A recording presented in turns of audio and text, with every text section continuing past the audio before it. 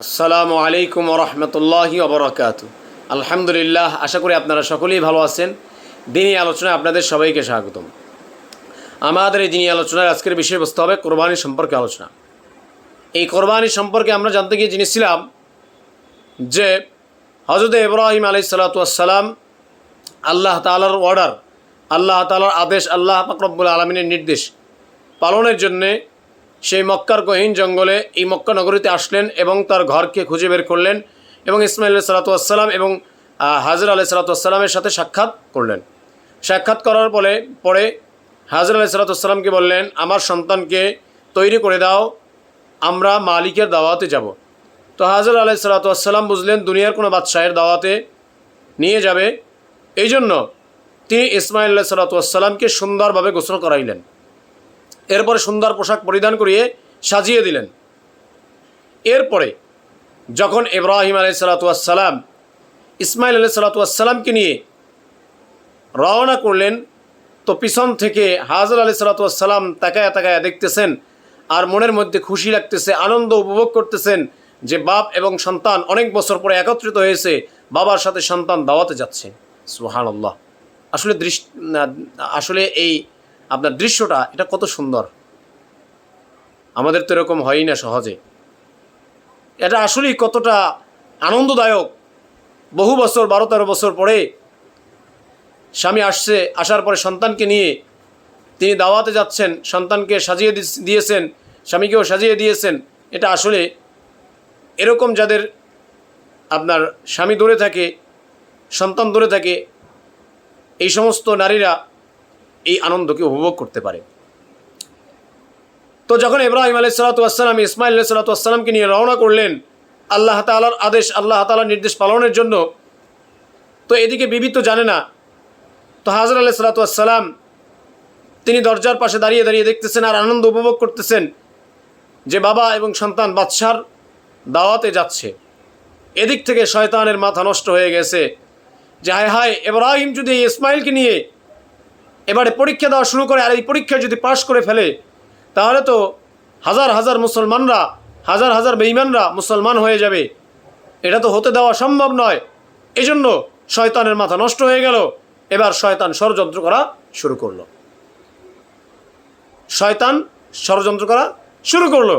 কেন শয়তান চিন্তা করলো যে হায় হায়, যদি ইসমাইল আলাইহিস সালাতু ওয়াস সালামকে ইব্রাহিম আলাইহিস সালাতু ওয়াস সালাম কোরবানি করেই ফেলে, তাহলে সে তো আল্লাহ তাআলার পরীক্ষায় পাশ করে ফেলবে এবং এ দেখে তো হাজার হাজার মুশরিকরা, কাফেররা তারা ইসলাম গ্রহণ করবে।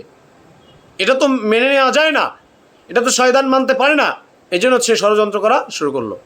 যেমনিভাবে আমাদের বর্তমান যুগেও এরকম বহু শয়তান আছে যারা যখনই দিনের দাওয়াতের ক্ষেত্রে কোনো লোক এগিয়ে যায়, দিনের দাওয়াতের ক্ষেত্রে কোনো গোষ্ঠী এগিয়ে যায়, তখনই তাদের বিরুদ্ধে ষড়যন্ত্র করা শুরু করে। যেমনিভাবে আমাদের নবী হযরত মুহাম্মদ মুস্তাফা সাল্লাল্লাহু আলাইহি ওয়াসাল্লামও যখন মক্কায় দাওয়াত দেওয়া শুরু করলেন, দাওয়াতের কাজে এগিয়ে যাওয়া শুরু করলেন, তখন কিন্তু তার বিরুদ্ধেও ষড়যন্ত্র করা শুরু করেছে এবং সর্বশেষ তাকে কিন্তু মক্কায় থাকতে দেয়নি, হিজরত করে মদিনায় চলে যেতে হয়েছে। তো এইভাবে ষড়যন্ত্র আজকের দিন পর্যন্ত না, কিয়ামত পর্যন্ত চলতেই থাকবে। যেমন আমাদের দিকে তাকালে আমরা উদাহরণ দিতে পারি যে ডাক্তার জাকির নায়ক, উনিও মানুষকে দিনের দাওয়াত দিতেছিলেন, ওনার বিরুদ্ধেও কিন্তু ষড়যন্ত্র লাগছে। যদিও ওনার সাথে আমাদের কিছু মতপার্থক্য রয়েছে, কিছু ভিন্নতা রয়েছে, কিন্তু উনিও তো কালিমার দাওয়াত দিচ্ছেন, তো সেক্ষেত্রেও শয়তানরা তার পিছনে লেগেছে। আবার তেমনিভাবে দাওয়াতে তাবলীগ দিনের একটা বড় কাজ করতেছিল, আল্লাহ বলা মানুষগুলোকে আল্লাহর দিকে ডাকতেছিল, বিধর্মীদেরকে দিনের দিকে দাওয়াত দিতেছিল।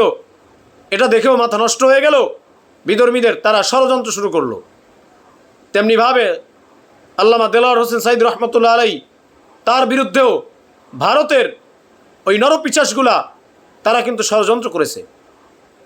এভাবে যুগে যুগে যত মনীষীরা ছিল, যত আলেমরা ছিল, যারা দিনের দাওয়াতের ক্ষেত্রে এগিয়ে গিয়েছিল, দিনের দাওয়াত দেওয়ার ক্ষেত্রে যারা বড় ভূমিকা পালন করতেছিল, তাদেরকে কিন্তু ওই আমেরিকার লাল চামড়া বিশিষ্ট কুকুরগুলো ষড়যন্ত্র করে তাদের বিরুদ্ধে কিন্তু আপনার ষড়যন্ত্র চালিয়ে তাদেরকে কিন্তু প্রতিহত করার চেষ্টা করেছে। যেমনিভাবে বর্তমান যুগে তাকালেও, এই সময়ে তাকালেও আমরা দেখতে পাই যে ইসলামের মহা পরাশক্তি ইরান বলেন, আপনার ফিলিস্তিন বলেন, লেবানন বলেন, যেই ইসলামী পরাশক্তিগুলো আছে এগুলোকে কিন্তু ধ্বংস করার জন্য ষড়যন্ত্র চলতেছে।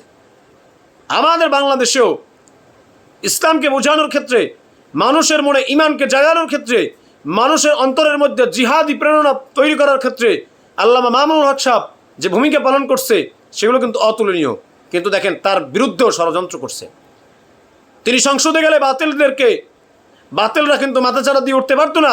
তিনি সংসদে গেলে বিধর্মীরা মুসলমানদের উপরে তাদের প্রোপাগান্ডা চালাইতে পারতো না, তাদের এজেন্ডা বাস্তবায়ন করতে পারতো না। এই জন্য কিন্তু আল্লামা মামুনুল হক সাহেবকেও ষড়যন্ত্র করে সেই ঢাকা 13 আসনে ববি হাজ্জাজ কিন্তু চুরি করে হলেও তিনি এমপি হয়েছেন, কিন্তু মামুনুল হক সাহেবকে কিন্তু এমপি হতে দেয়নি, তাকে সংসদে যেতে দেয়নি। তো মনে রাখবেন, যুগে যুগে এভাবে ষড়যন্ত্র করেছে। কিন্তু একটা কথা মনে রাখবেন, যত বড়ই ষড়যন্ত্র করেন না কেন, এই দিন এটা আল্লাহ পাক রব্বুল আলামিনের ধর্ম, আল্লাহ পাক রব্বুল আলামিনের মনোনীত দিন, এটাই বিজয়ী হবে। চাই সে ববি হাজ্জাজ চুরি করে আপনার সংসদে যাক বা চোরের বাচ্চা চোর হোক, এগুলো দেখার বিষয় নয়। এই ইসলাম এটাই কিন্তু সর্বশেষ বিজয়ী হবে, কারণ ইসলামই একমাত্র ধর্ম। এজন্য যুগে যুগে এভাবে নামদারি শয়তানেরা চক্রান্ত করবে। কেন? কারণ শয়তান এগুলো দেখতে পারে না। শয়তান তিনি দেখতেছেন যে এগুলো যদি হয়, দিনের দাওয়াতের ক্ষেত্রে যদি মানুষ এগিয়ে যায়, তাহলে অনেক কাফের মুশরিক বেঈমানরা তো জান্নাতি হয়ে যাবে, মুসলমান হয়ে যাবে। এটা হতে দেওয়া সম্ভব নয়। এজন্য যারাই দিনের কাজ দিয়ে সামনে এগিয়ে যাবে, দেখবেন তাদের বিরুদ্ধে মুসলমান বলেন, বেঈমান বলেন, ষড়যন্ত্র করে সবাইকে লাগিয়ে দিবে। কিন্তু মনে রাখবেন, যত ষড়যন্ত্রই করেন না কেন, আল্লাহ পাক রব্বুল আলামিন সূরা সাফের 13 নম্বর আয়াত রব্বুল আলামিন বলছেন, ওয়া উখরা তুহিব্বুনাহা ফাতহুম মিনাল্লাহি ওয়া ফাতহুন করিব ওয়াবাশশিরিল মুমিনিন। আল্লাহ পাক রব্বুল আলামিন এই আয়াতের মধ্যে বলছেন যে সর্বশেষ তোমরা যেটা পছন্দ করো সেটাই দেওয়া হবে। ফাতহুম মিনাল্লাহি ওয়া ফাতহুন করিব, আল্লাহ তাআলার পক্ষ থেকে তোমাদেরকে বিজয় দেওয়া হবে এবং এই বিজয় অতি নিকটবর্তী। ওয়াবাশশিরিল মুমিনিন, মুমিনদেরকে হে নবী আপনি সুসংবাদ শোনায়া দেন। তো আমরা এই সুসংবাদ নিয়ে সুসংবাদ গ্রহণ করে অপেক্ষায় আছি যে অবশ্যই আমরাই বিজয়ী হব ইনশাআল্লাহ। হ্যাঁ, ইসলাম কোনোদিন কিন্তু পরাজিত হয়নি। সমসাময়িক আমাদের কারণেই কিছুটা পিছপা থেকেছি, কিছুটা আপনার নিচে পড়ে রয়েছি, কিন্তু ইসলামী সর্বশেষ চূড়ান্ত পর্যায়ে বিজয়ী হয়েছে। কেন? কারণ ইসলামই একমাত্র ধর্ম, আর তো কোনো ধর্মই নেই। এগুলো ধর্মই না, ইসলাম সর্বশ্রেষ্ঠ না, শুধু ইসলামী ধর্ম। অতএব এই যখন ইব্রাহিম আলাইহিসসালাম ইসমাঈল আলাইহিসসালামকে নিয়ে রওনা করলেন, তখন শয়তানের মাথা গরম হয়ে গেল। তখন তিনি ষড়যন্ত্র করা শুরু করলেন। কি ষড়যন্ত্র করা শুরু করলেন? আল্লাহ যদি তৌফিক দান করেন, ইনশাআল্লাহ আগামী পর্বে সেই বিষয়ে আমি আপনাদের সামনে বিস্তারিত আলোচনা করব। আল্লাহ পাক রব্বুল আলামিন আমাদের সবাইকে আল্লাহ তাআলার জন্যই কোরবানি করার তৌফিক দান করুক। আমিন। ওয়া আখির দাওয়ানা আনিল হামদুলিল্লাহি রাব্বিল আলামিন। আসসালামু আলাইকুম ওয়া রাহমাতুল্লাহি ওয়া বারাকাতুহু।